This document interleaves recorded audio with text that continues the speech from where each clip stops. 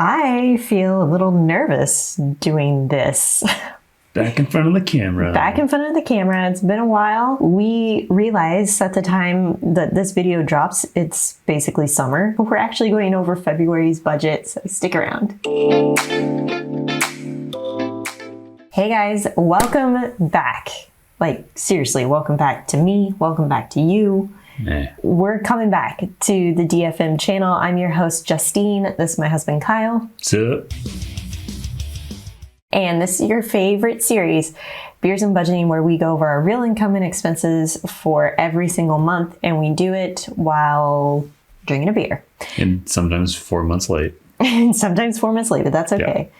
So beer today is a local beer, Sand Hills Brewery, which is local to Kansas City. It's an Irish red. Justine likes Irish red beers or red beers, not the tomato juice beers, but she also likes those. But this is not one of those. This is just a standard red beer. Anyways, it's quite delicious. We love it. Support your local business.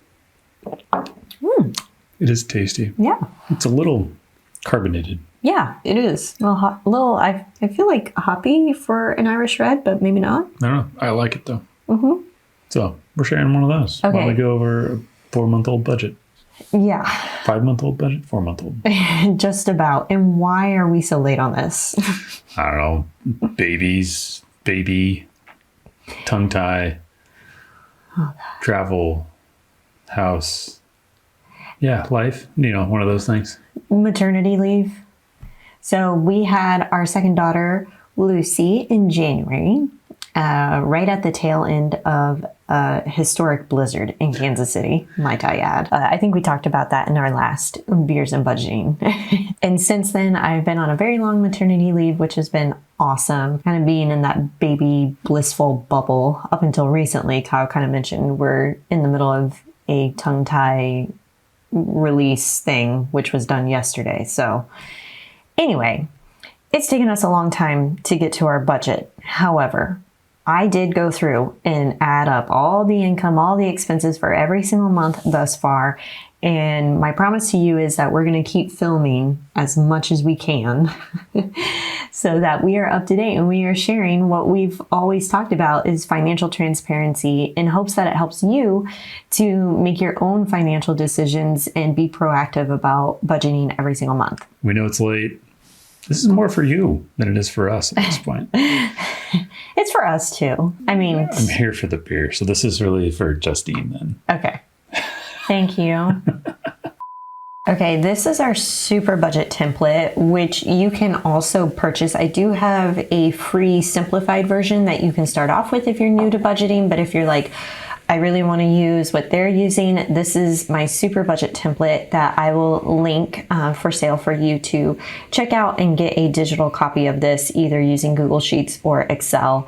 I really like this template because very quickly we can see what money was left over for the month, what kind of debt you're dealing with, and then of course all of your fixed fund future and fudge expenses down below, and then a running list of your daily expenses for that particular month.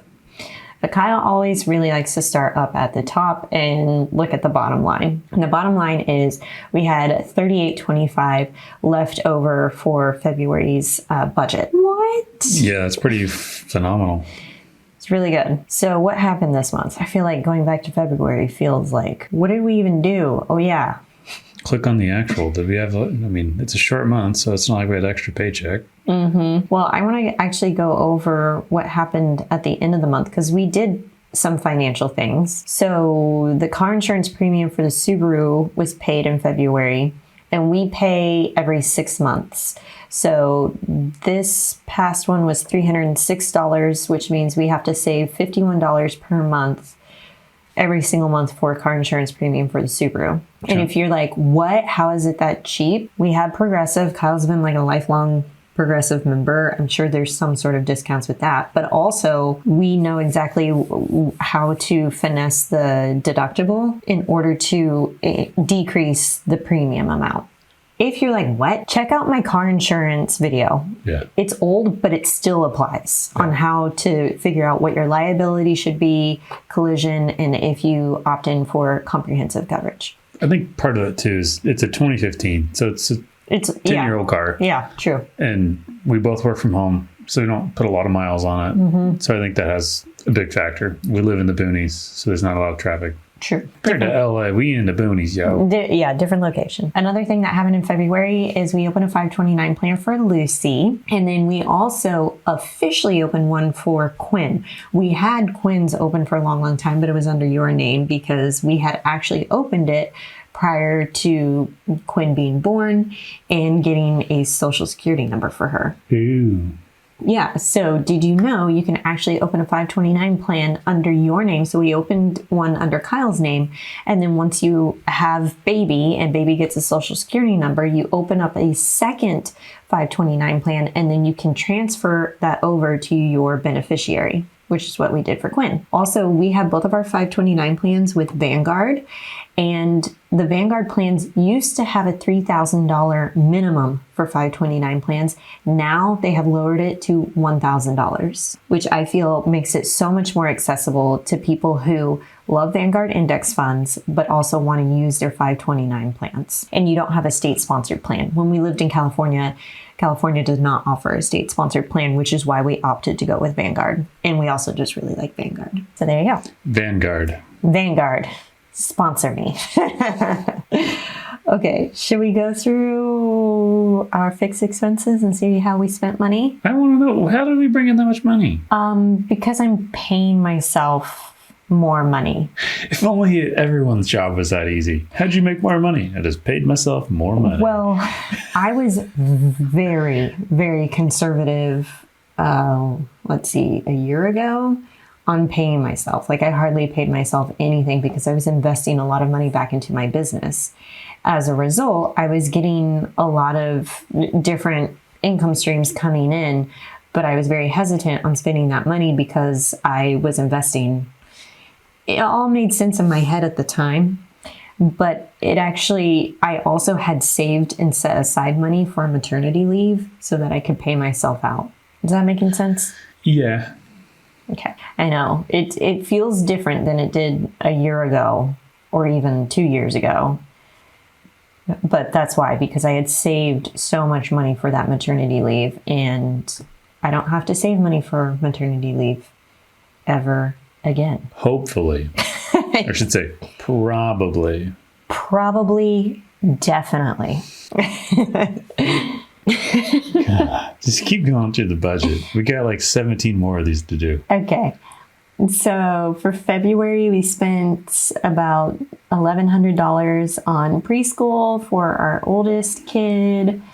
We had all of our other fixed expenses, which includes our utilities and insurance. We also set aside monthly money for things like property taxes because we do not have an escrow account with our mortgage. We decided to pay taxes separately, which was a tip by your dad, by the way.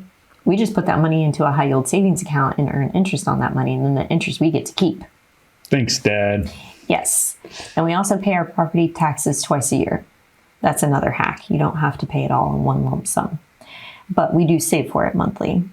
Let me see how we did on groceries. So I'm curious. I'm looking at this and I'm going, preschool is 8% of our monthly budget. I'm curious, other people who have kids in daycare, what percentage of your income is going towards preschool daycare costs? I'm curious because, like everyone says, anywhere between 20 and 35% of your income should go towards your mortgage or rent. But what is it for daycare? Because that's kind of almost a non-controllable cost. Because like you can go cheaper, sure, but there's a bottom to that, and you can always find a more expensive preschool or daycare.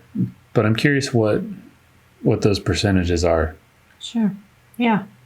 Yeah, it would be interesting. I mean, we were paying close to double that in LA. Yeah. Which is crazy. Yeah. We did great on groceries, though. We were under by $50, so that's not bad. Short month. We were about on par for home improvement and repair projects for that month, and then setting aside money monthly for our HOA dues.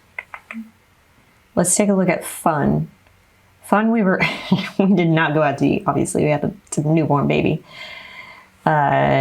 Restaurants, shopping looked good. Fun money, though. Wait. Let Let's take a look at the daily expense tracker and we'll find out. And then it looks like I spent some money for the kids. Everything else seems to be like within normal range. What happened to the money? It's like I see fun money and J clothing are both like negative 432.59. The fact that both of those are exact tells me that there's a math. Oh, right. Just need to change this cell. Trying to cheat on your clothing budget there? There you go. So what you're trying to do? Give yourself more room to buy? That actually was, that error was not in my favor. So this is even better. So great. Look at that line below it. Zeros across the board. And, well, you had $1,000 set up in your sinking fund for clothing, so you don't need to add anything to it. Let's be honest. I need a new dress belt. Oh, well, that's easy. Actually, I've had the same suitcase for a decade, and it's gone all over the world. And the Albuquerque airport is all brick, and those bricks in that Albuquerque airport just have just destroyed the wheels. Like the actual rubber has fallen off. The hubcap, the little covers on them fallen off. Like, yeah, we need to get you a new suitcase. Yeah, it's like pulling it through the sand. It's not fun to pull around. I see where we ate into our fun money budget. We took a date night to a really fantastic local restaurant. Yeah. But it was really good. You had scallops. I had steak. Some of the best scallops I've ever had. Yeah. We had a couple of cocktails, so we really splurged on that date. Quinn's birthday, what did we do? We went bowling.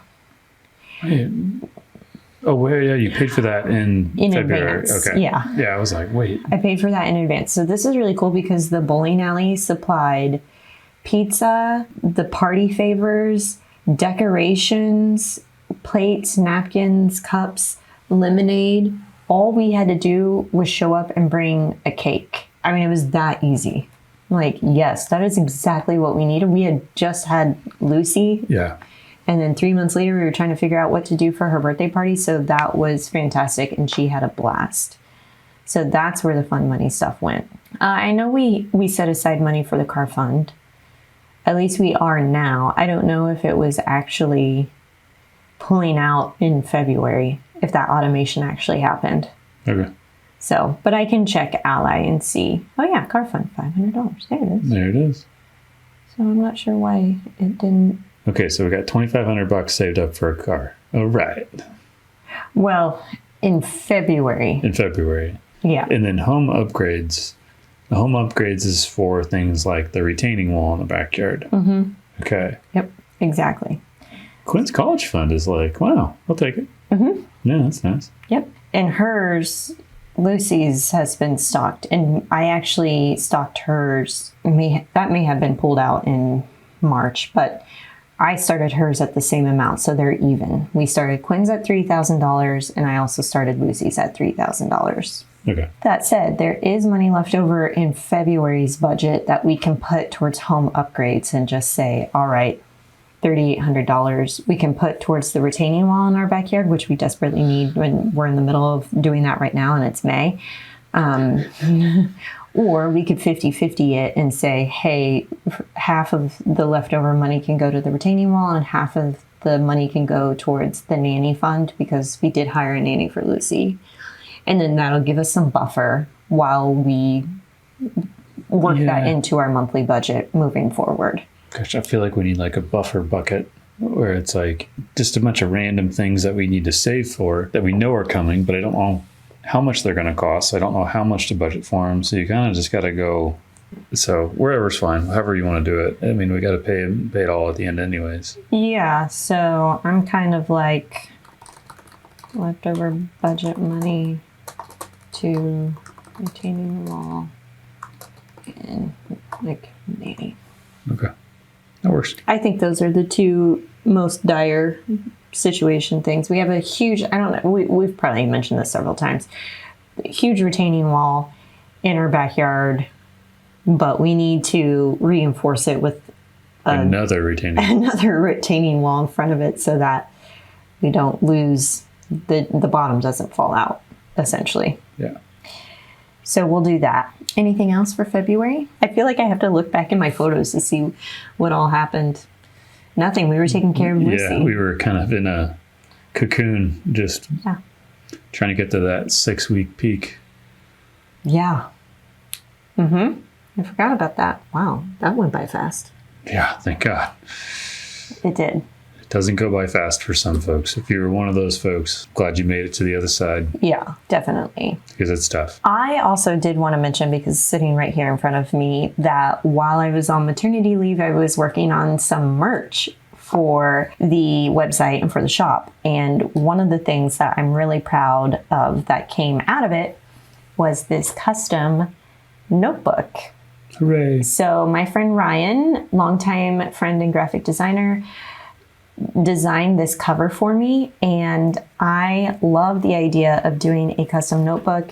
It's blank on the inside. It's got dotted pages so that you can kind of build out a budget. You can build out a daily expense tracker. In fact, I'm going to do a video on how you could use this with different ideas using the blank pages inside. But I like having a financial notebook to be able to write down your financial goals, do a paper budget, or just kind of write out some of your ideas for future financial planning. What does retirement look like? What would you love to spend money on? So this is available in my shop if you are interested in purchasing one.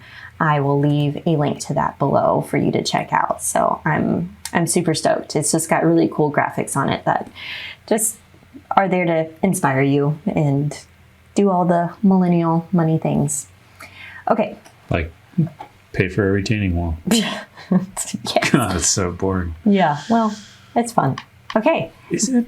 That is February's budget. And we promised that we are going to do March, April, May, and we're going to get caught up on this thing because we need to. Yeah. And we like to. And we're coming back to you too, okay? Thank you, and cheers. Yeah.